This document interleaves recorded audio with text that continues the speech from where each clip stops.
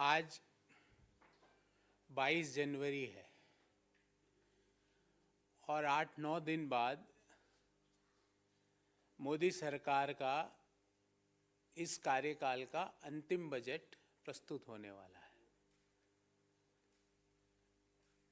क्या उस बजट में इश्यूज हैं? हम विस्तार से उनके बारे में समय समय पर अपनी बात करते आए हैं, पर आज जो इश्यू हम आपके सामने लेके आए हैं वो देश पर कर्ज की स्थिति, द डेट ऑन इंडिया। और ये कर्ज की स्थिति इतनी भयानक बन चुकी है, मैं जो आंकड़े आपके सामने रख रहा हूं, कि आपको जान के ताज्जुब होगा कि हम में से बैठा हुआ प्रत्येक व्यक्ति हमारे ऊपर 1,09,000 रुपये का कर्ज है, जो हमने नहीं लिया है। आपने नहीं लिया 1,09,000 का। हमारे बिहाफ पर भारत सरकार ने हमारे ऊपर 1,09,000 रुपये का कर्ज चढ़ाया हुआ है प्रति हिंदुस्तानी पर। पहले कितना था, कितना 9 साल में बढ़ा है, सारे का आंकड़ा लेके आया हूँ। आपके और मेरे और कोई भी विवेकशील व्यक्ति के मन में ये जरूर आएगा कि भाई कर्ज लिया है तो आर्थिक विकास के कार्यों में लग रहा होगा, पर ये कर्ज आपके मेरे ऊपर 1,09,000 रुपये का कर्ज तो है, पर इस कर्ज का फायदा हमें नहीं मिल रहा, क्योंकि जो ग्रोथ मॉडल है देश का वो के शेप्ड रिकवरी मॉडल है। के अंग्रेजी में जो शब्द है ना, के मतलब हम जो ग्रो कर रहे थे नोटबंदी के बाद नीचे आए, गलत तरीके से जीएसटी लगाने से और नीचे आए, तालाबंदी के बाद फिर और नीचे आए, पर फिर जो बढ़े वो सिर्फ वो लोग बढ़े जिनकी डिटेल्स अभी 4-5 दिन पहले ऑक्सफैम की रिपोर्ट में आया कि हिंदुस्तान में, ये ताज्जुब की बात है कि हमारे देश में 5% जो लोग हैं उनके पास 60% संपत्तियां हैं, और जो बॉटम 50% जो लोग हैं देश के 140 करोड़ में से मैं गणना करूं तो जो 70 करोड़ लोग जो नीचे वाले हैं उनके पास मात्र 3% देश की संपत्तियां हैं। तो 5% अगर मैं कैलकुलेट करूं तो 140 का मतलब 7 करोड़ लोगों के पास देश की 60% से ज्यादा संपत्तियां हैं। और ऐसा नहीं है कि ये लोग जो जिनके पास 5%, जिनके पास 60% से ज्यादा संपत्तियां हैं वो देश को ज्यादा कर देते हो, ऐसा नहीं है। कर हम जो बॉटम 50% के लोग हैं, जो मिडिल इनकम ग्रुप और लोअर इनकम ग्रुप है, अगर हम कर की बात करें तो जीएसटी में हमारा कंट्रीब्यूशन 64% है। मतलब जो बॉटम 50%, जो 3% देश के एसेट्स को होल्ड करता है, वो देश के जीएसटी में 64% पैसा देता है, और जो 5% जो देश के 60% संपत्तियों को होल्ड करता है, वो जीएसटी में उनका कंट्रीब्यूशन मात्र 3% है। 3%, जो फर्स्ट 10% जो देश की जनसंख्या। तो ये जो के शेप्ड रिकवरी मॉडल है, इसमें जो मोदीनॉमिक्स है उसके लिए हम यही कहेंगे, rising debt, rising unemployment and rising inequality. जबकि राइज किसका होना चाहिए था? जीडीपी का। राइज किसका होना चाहिए था? पर कैपिटा इनकम का। राइज किसका होना चाहिए था कि हमारी रेटिंग जो हंगर इंडेक्स में है वो हमारी रेटिंग मतलब बढ़नी चाहिए थी, नीचे आनी चाहिए थी। तो कुल मिला के जो आज की जो प्रेस वार्ता है वो देश की डेट के ऊपर है। अब मैं विस्तार से एक एक बिंदु, जो मैंने मुख्य बिंदु आपके सामने रखे, विस्तार से एक एक बिंदु पर अपनी बात कहूंगा। जब मोदी सरकार ने सत्ता संभाली तो देश के ऊपर टोटल कर्ज था 55 लाख करोड़ रुपया, 55 लाख करोड़ रुपीस, और 2023 मार्च 31 को अनुमानित है, भारत सरकार का आंकड़ा दे रहा हूं, अनुमानित है 155 लाख करोड़ रुपया। मतलब 55 लाख करोड़ रुपया हुआ सन 1947 से लेके मार्च 31 2014 तक, और मार्च 31 2014 से लेकर मार्च 31 2023 में हो गया 55 का 155 लाख करोड़। आजादी से लेकर 2014 तक प्रति देशवासी पर कर्ज था 43,000 रुपया, जो मार्च 2023 में भारत सरकार के आंकड़ों के अनुसार रहने का अनुमान है 1,09,373 रुपया। और मैंने पिछले 9 साल का पूरा आंकड़ा बनाया, एक टेबल आपके सामने रखूंगा। इस टेबल में प्रति वर्ष भारत सरकार ने कितना कर्ज लिया और पर कैपिटा कर्ज देशवासियों पर कैसे चढ़ा। जो मार्च 2014 में 55 लाख करोड़ का कर्ज था, वो 155 लाख करोड़ का कैसे हो गया मोदी जी? मोदी जी, ऐसा क्या हुआ कि पिछले 9 सालों में जो कर्ज है वो 2.5 गुना से भी ज्यादा बढ़ा है। 43,124 से रुपये से बढ़कर 1,09,373 रुपया। पिछले 9 सालों में प्रति हिंदुस्तानी पर कर्ज बढ़ा है 66,249 रुपये। 66,249 is the increase per capita debt on every Indian in our country.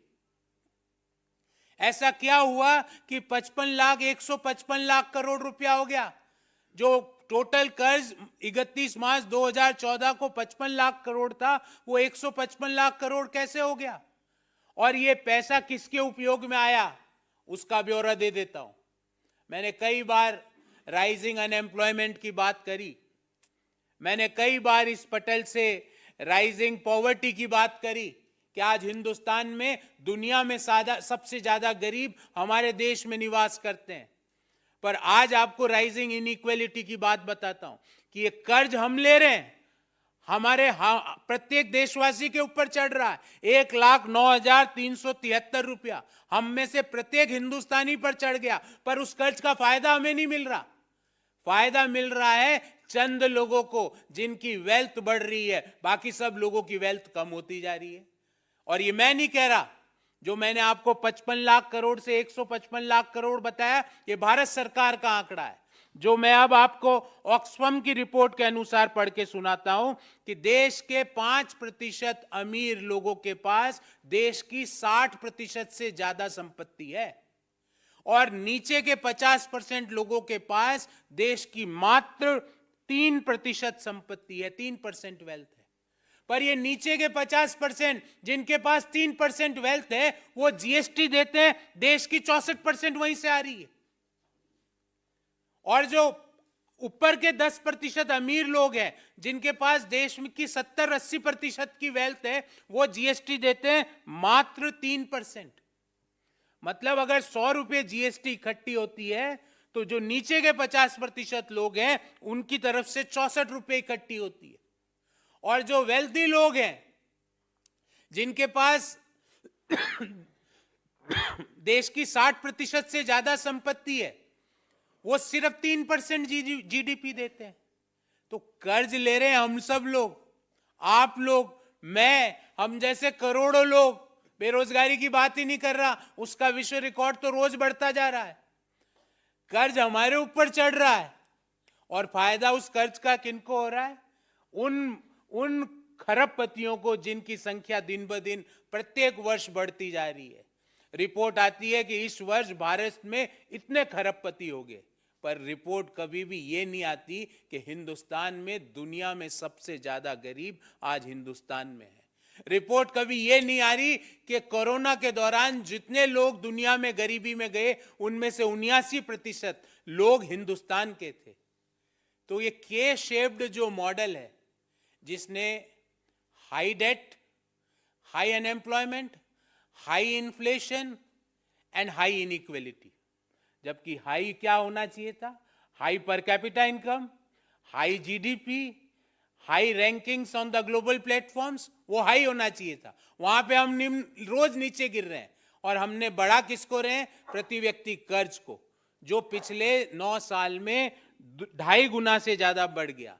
और अगर हम कुल कर्ज की बात देखें, तो कुल कर्ज देश के ऊपर 3.25 गुना ज्यादा बढ़ गया। अब आप कहेंगे साहब कर्ज तो कोई भी देश पर बढ़ सकता है, इसमें क्या है? उसका भी अध्ययन करके आपके सामने लाया हूं कि अगर हम हमारा कंपैरिजन हम जैसे एमर्जिंग इकोनॉमीज से करें, हमारा जीडीपी के अनुपात में हमारा कर्ज है 83%, 83% debt as a percentage of GDP.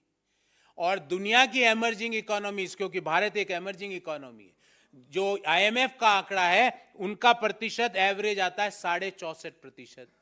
तो मोदी जी ये 20% ज्यादा कर्ज क्यों ले रहे हो आप जीडीपी के? जो दूसरे देशों को उनकी उसकी जरूरत क्यों नहीं पड़ रही जो आपको पड़ रही है? और इस कर्ज जो हर व्यक्ति के ऊपर जो आपने 1,09,373 रुपए का कर्ज चढ़ाया, उसका फायदा उन व्यक्तियों को क्यों नहीं मिल रहा है? उसका फायदा सिर्फ खरबपतियों को क्यों मिल रहा है? देश में इनइक्वलिटी को क्यों ये कर्ज बढ़ा रहा है?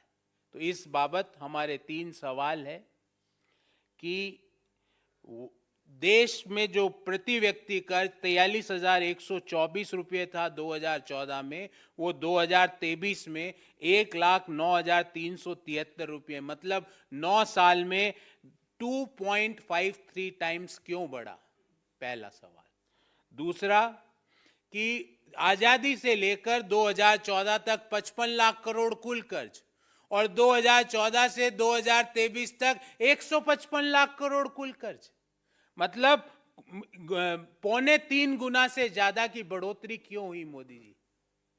नंबर 3 कि ये इस कर्ज का फायदा देशवासियों को क्यों नहीं मिल रहा है? क्यों हमारी देश का जो विकास का मॉडल है वो के शेप्ड है, वो वी शेप्ड? दुनिया के सारे देश कोरोना में नीचे आए पर सभी पूरी पॉपुलेशन ऊपर उठी, पर हमारे यहां हम नीचे तो सब आ गए पर ऊपर सिर्फ खरबपति उठ रहे हैं, हम लोग नहीं उठ पा रहे हैं। तो मोदी जी ये के शेप्ड रिकवरी इकोनॉमिक मॉडल को कैसे बंद किया जाएगा? क्योंकि 50% पॉपुलेशन जो कि मात्र 3% वेल्थ को ओन करती है, पर जीएसटी देश का 64% वो देती है, ऐसा क्यों? तो यही हमारे 3 मुख्य प्रश्न थे। मैं आपके सवाल लूं उससे पहले बहुत संक्षिप्त में अंग्रेजी में अपनी बात कहूंगा। Modi government is burying our future generation in debt. Debt per capita or debt per Indian increased from rupees 43,124 as on March 31st, 2014 to rupees 1,09,373 as on March 31st, 2023. In last 9 years, we had a growth of 2.53 times on debt per capita. Modinomics means K-shaped recovery. K-shaped recovery means all of us went down, but only billionaires are going up. Why the entire country is not going up? So K-shaped recovery is the mool mantra of Modinomics, which means rising debt, rising unemployment, and rising inequality. The total outstanding debt of Government of India as on March 31st, 2014 was 55.87 lakh crore. In last 9 years, that had been increased from 55 to 155 lakh crore rupees. Means a jump of more than 2.75 times. And per capita debt jump was more than 2.53 times. So as per IMF, our debt to GDP was 83% in 2022, but emerging market and all developed economies average was 64.5%. Why, Modi ji? We have to survive only on debt. What is the reason? And why the entire population is not having the benefit of this consistent increase in the debt? As per Oxfam report, the wealthiest 5% in our country own more than 60% of the country's wealth, while the bottom half together share just 3% of the wealth. On the other side, 64% of the GST came from the bottom 50% population, and only 3% of the total GST collection comes from the top 10% of the people of our country. Why we are having such an income inequality? Why this rise in debt, which is on each one of us, but the benefit of this is taken away by only few people? In this regard, we had three specific questions. First, why was debt per Indian increased from rupees 43,124 as on 31st March 2014 to rupees 1,09,373 as on 31st March 2023 in the last 9 years, a jump of 2.53 times. What is the reason? Number two, from 1947 till March 31st, 2014, the total debt of the government of India was 55 lakh crore. But from March 2014 to March 2023, estimated debt had increased from 55 lakh crore to 155 lakh crore, a jump of 2.77 times. Why? And last but not least, why is the money borrowed is just helping in a K-shaped recovery?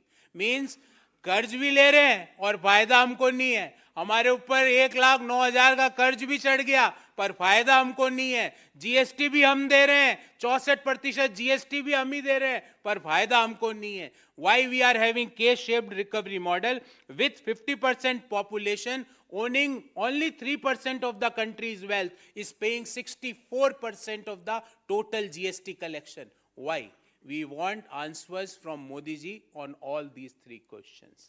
So before I start or open the forum for Q&A, we will entertain first of all specific questions on the subject and thereafter we can take any other matter.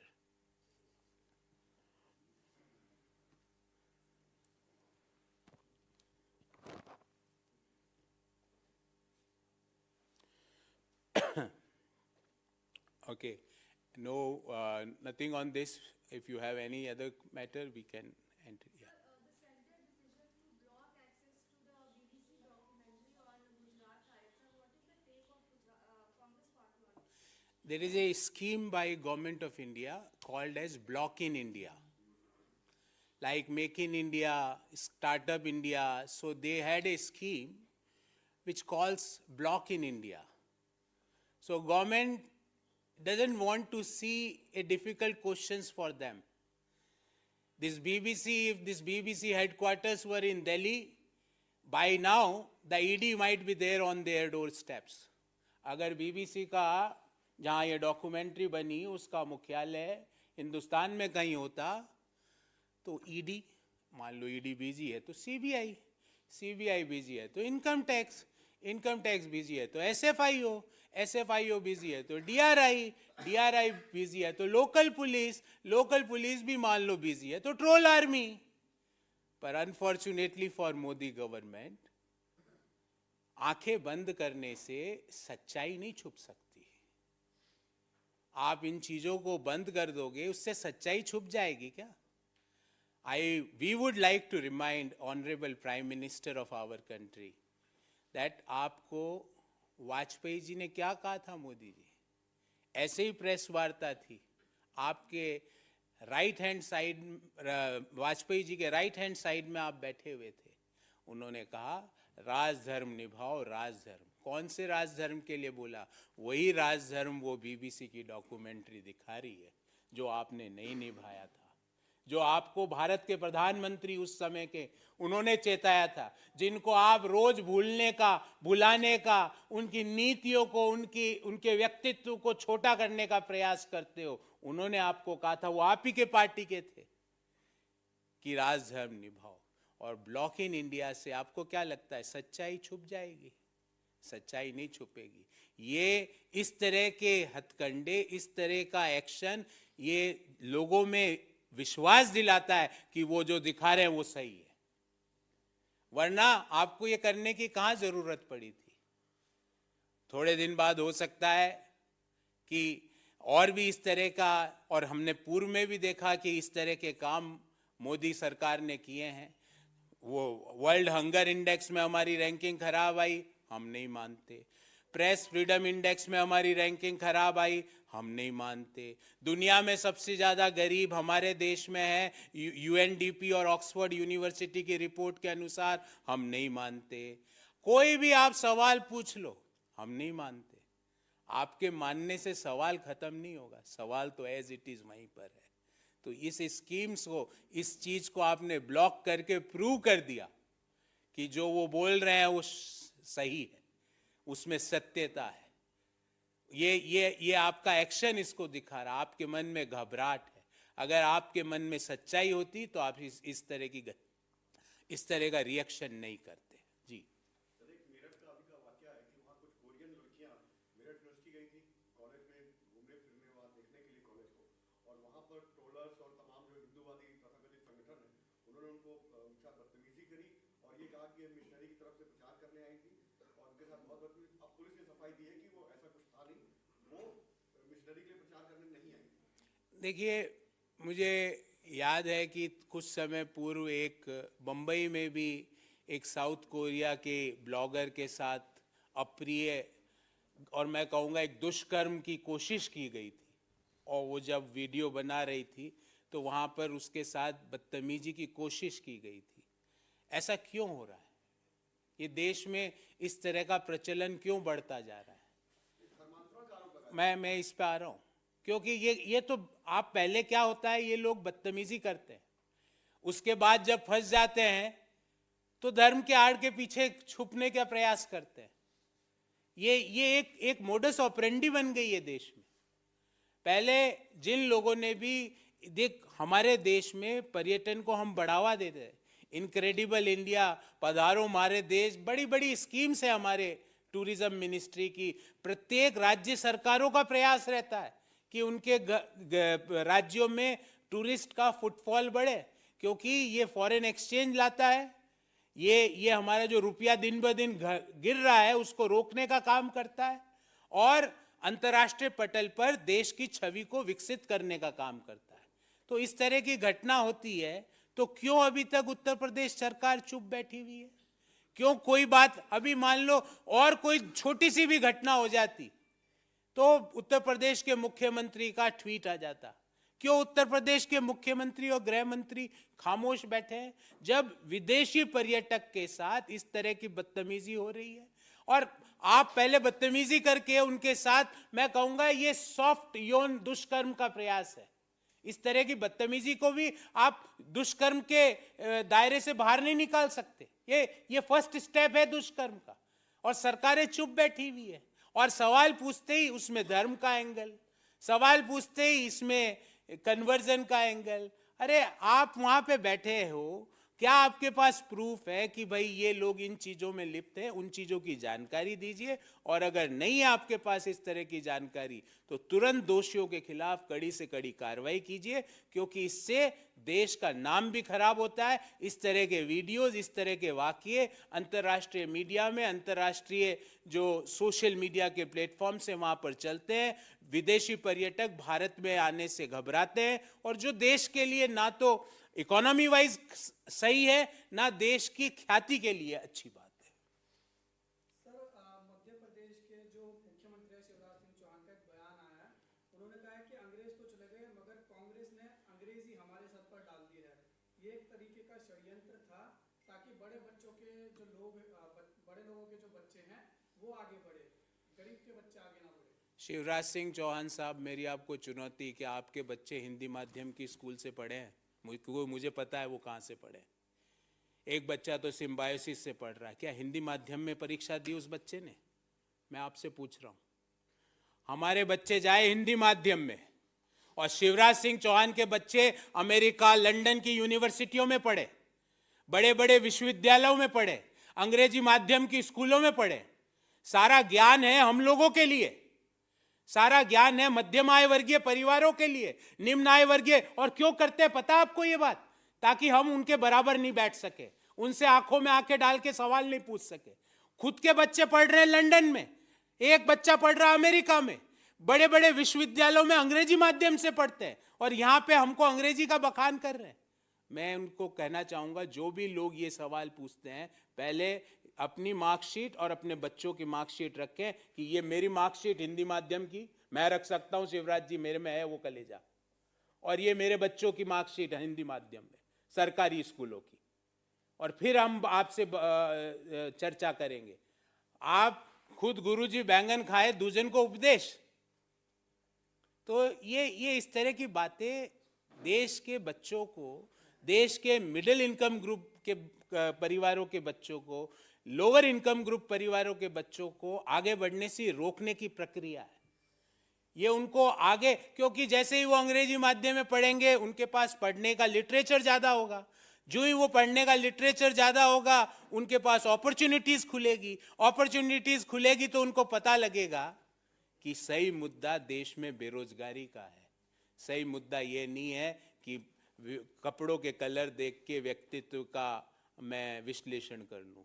सही मुद्दा शमशान और कब्रिस्तान का comparison नहीं है। सही मुद्दा स्कूल और कॉलेजों का कंपैरिजन का है। सही मुद्दा देश के यूनिवर्सिटी और अमेरिका की यूनिवर्सिटी के कंपैरिजन का है, शमशान और कब्रिस्तान के कंपैरिजन का नहीं है। तो पता लगेगा। तो ये इनकी एक मोडस ऑपरेंडी है। हिंदी माध्यम, मैं हिंदी माध्यम से जीवन भर पढ़ा हूं, कोई गलत नहीं है। पर क्या हिंदी माध्यम के बच्चे हम अंग्रेजी नहीं पढ़े? क्यों नहीं पढ़े भाई? क्यों नहीं पढ़े? हम क्यों नहीं पढ़े? मैं ये पूछना चाहता हूं। हमारे लिए स्कोप ऑफ फ्यूचर ग्रोथ बढ़ता है अंग्रेजी माध्यम से, अंग्रेजी की किताब पढ़ने से। तो क्यों नहीं पढ़े हम? मैंने जीवन की सारी परीक्षाएं हिंदी में लिखी, तो इसका मतलब ये थोड़ी कि मैं अंग्रेजी से नफरत करूं, जो भी अंग्रेजी बोले उसको कहूं इसको कुछ नहीं आता। क्यों नहीं है? मैं तो सीखना चाहिए मुझे।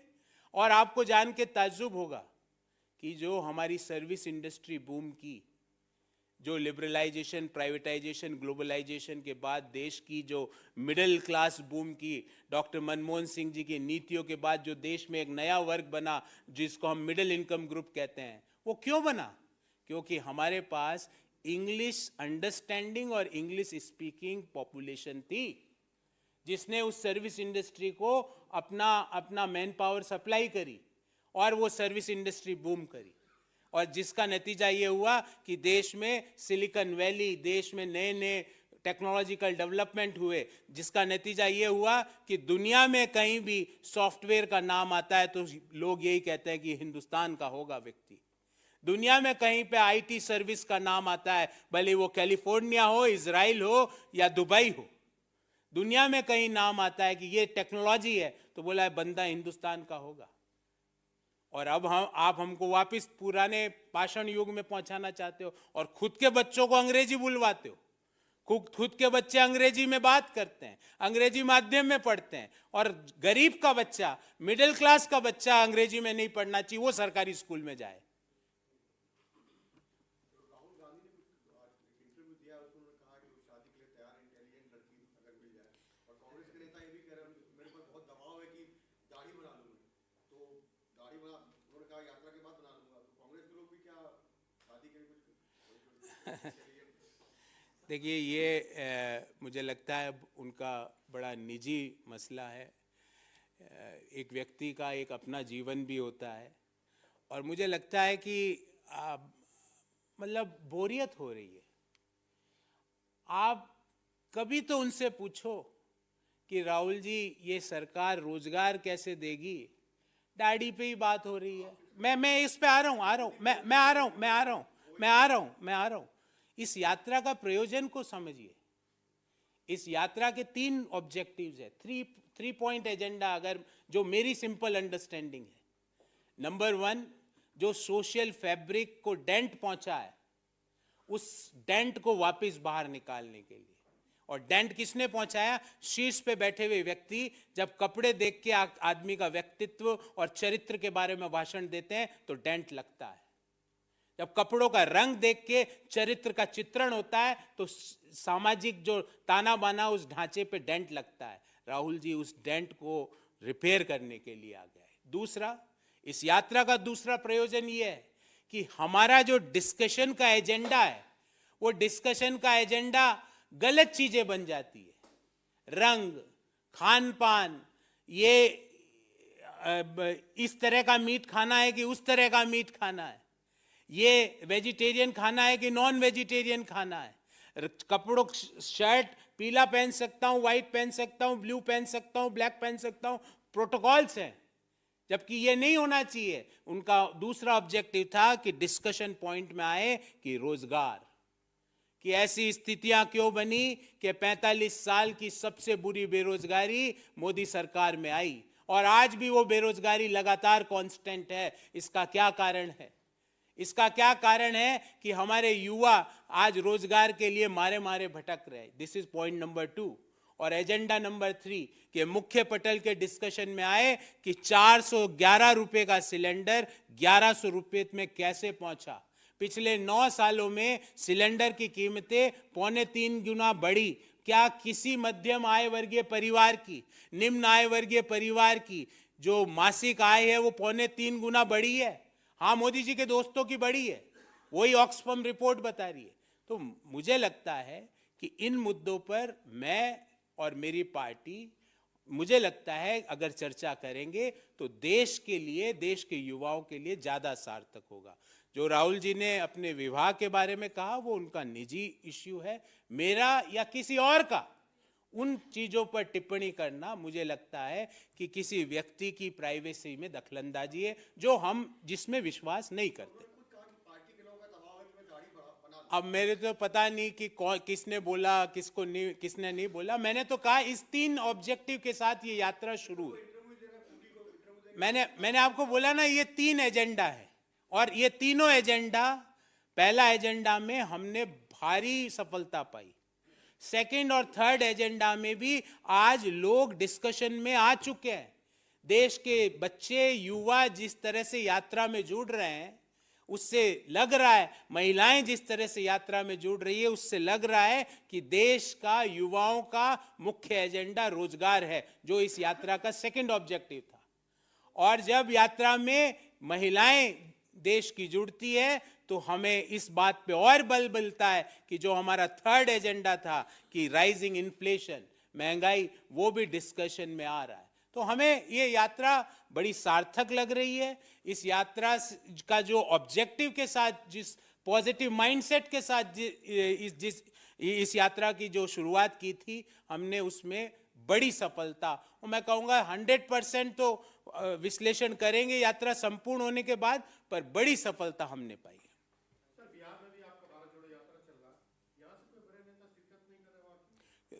कांग्रेस पार्टी के राष्ट्रीय अध्यक्ष वहां गए थे इस यात्रा को शुरू करने, और अभी जब भारत जोड़ो यात्रा यहां चल रही है, देश का बजट अगले सप्ताह आने वाला है, आप देखेंगे कि आने वाले समय में इस यात्रा में कई लोग और शिरकत करेंगे। पर आपकी जानकारी के लिए बता दूं, कांग्रेस पार्टी के राष्ट्रीय अध्यक्ष श्री मल्लिकार्जुन खड़गे साहब इस यात्रा को शुरू करने के लिए बिहार गए थे। धन्यवाद।